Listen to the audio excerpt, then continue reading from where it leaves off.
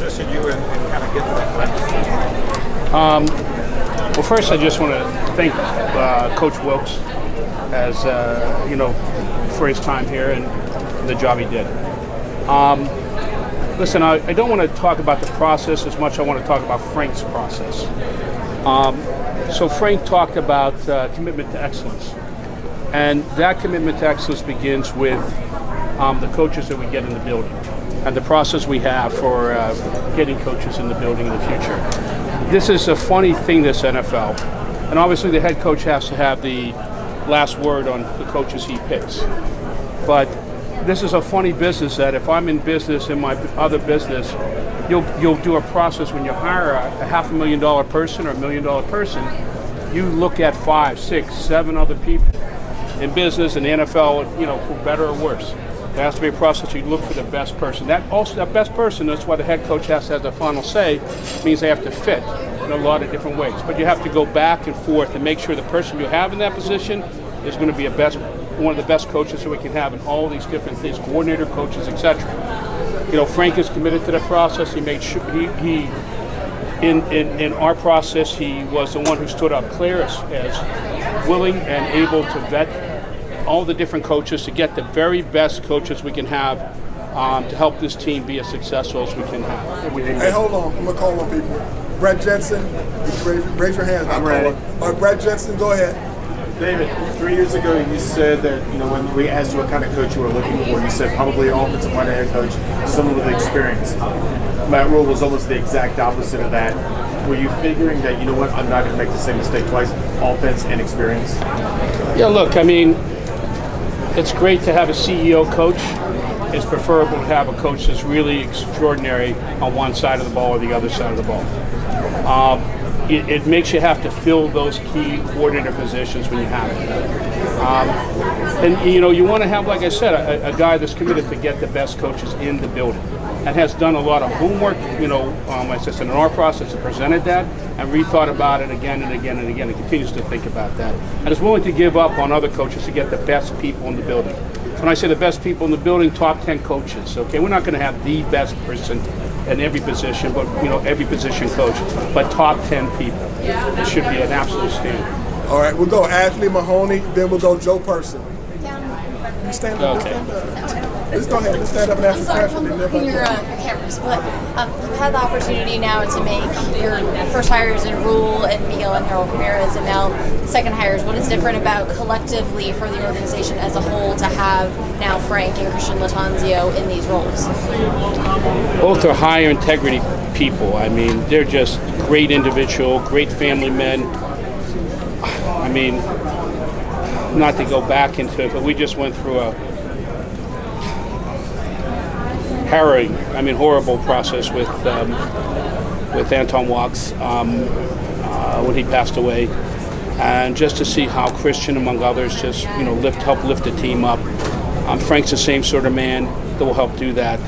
I don't know if that's answering your question, but yeah. You mentioned Steve having to do an incredible job, and he would be considered.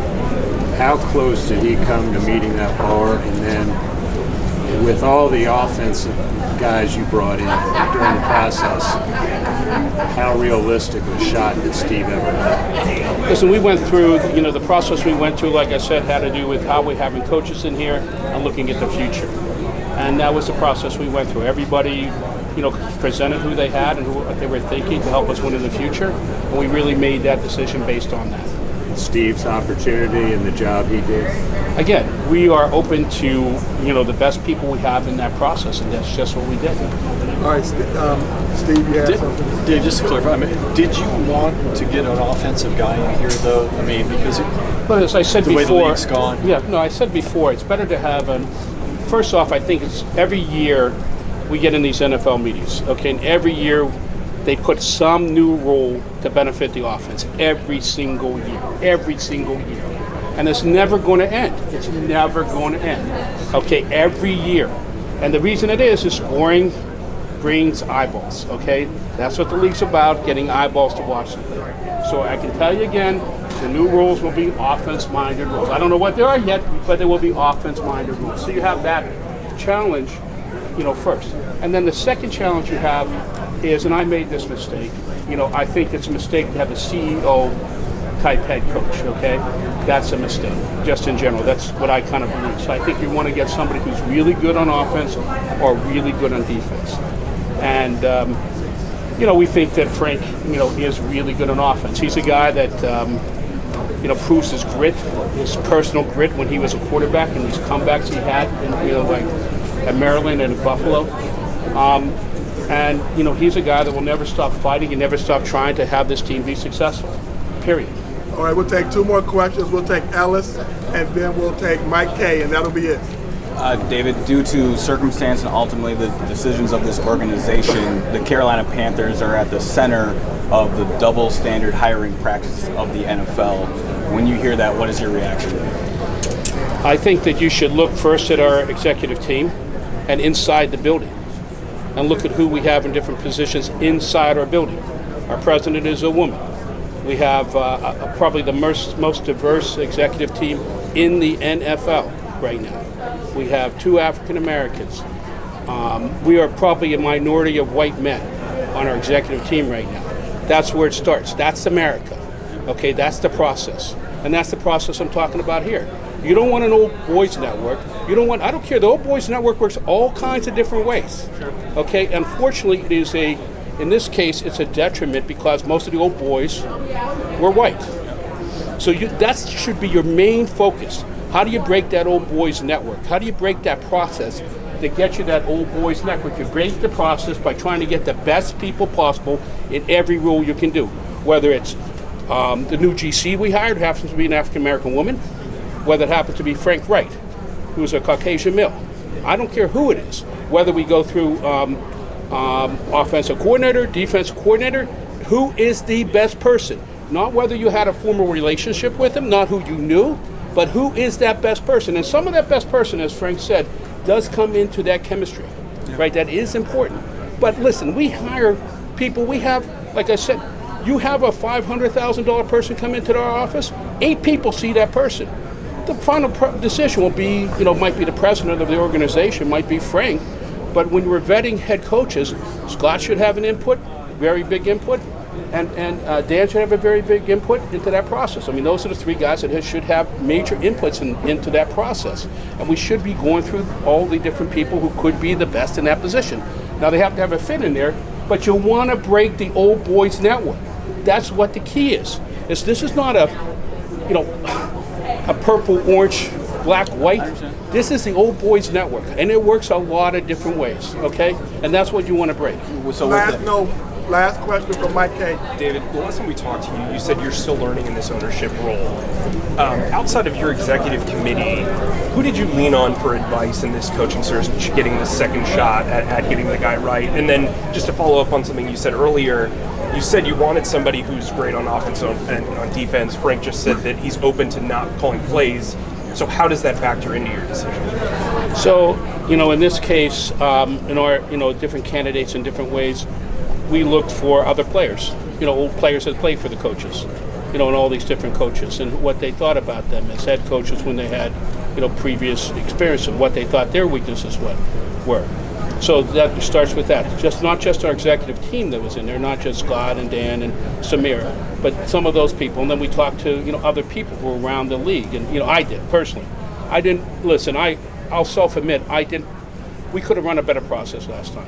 And I am learning. And I was, with all humility, I could have done better. Okay, I'm not saying that Rule wasn't a good coach. I'm not saying that. Please don't interpret it that way.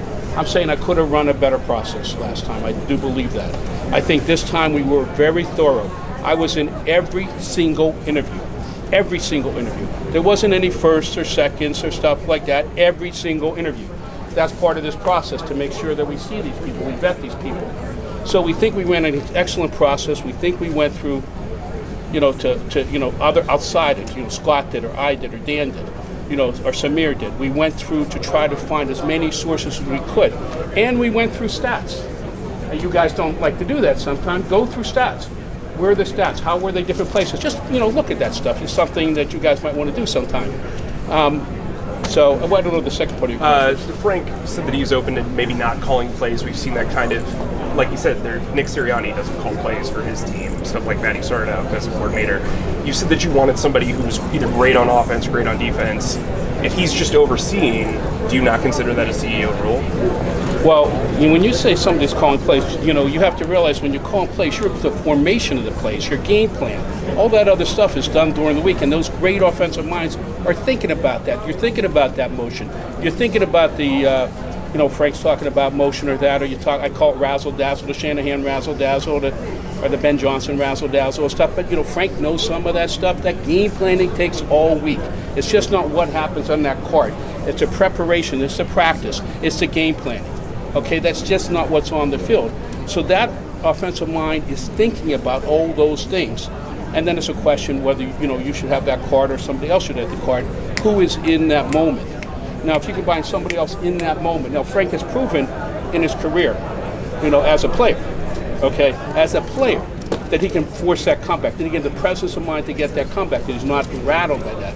That sort of thing starts young, and you don't lose it. It's usually something that may come with age, but he's proven it again and again and again. So, listen, he'll make that decision, but don't assume that just because you don't have that card in your hand that you're not deeply involved in the defensive or offensive game planning that goes on through the day. Dave, if you Thank you.